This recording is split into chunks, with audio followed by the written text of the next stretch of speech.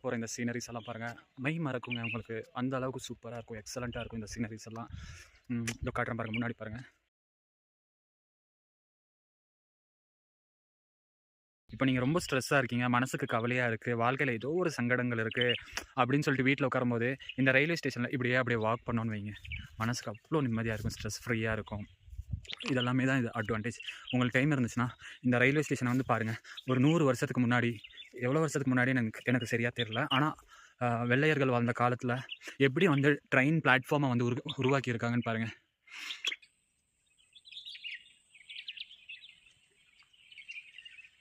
Guys இன்றைக்கி நமக்கு செம்ம லக்குங்க. ஊட்டி ட்ரெயின் வருதுங்க. ஊட்டி ட்ரெயினை நீங்கள் இந்த ட்ராக்கில் பார்க்குறீங்க. நம்ம எதார்த்தமாக இந்த பிளேஸை காட்டுறதுக்கு தான் வந்தோம். பட் ஊட்டி ட்ரெயின் வந்து பாருங்கள்.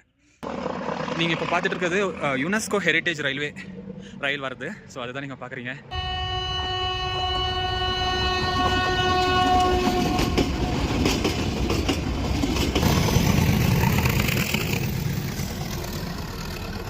ஸோ அடுத்தது நான் உங்களுக்கு வந்து டனல் இங்கே ஒன்று இருக்குது. அந்த டனலை கூப்பிட்டு போய் காட்டுறேன். அந்த டனலும் சூப்பராக இருக்கும். என்னென்னா டிப்ரெஷனுக்கு இது ஒரு ஒன் ஆஃப் த பெஸ்ட். அந்த காலத்தில் மக்கள் எவ்வளோ கஷ்டப்பட்டு இந்த டனலை செதுக்கியிருப்பாங்க.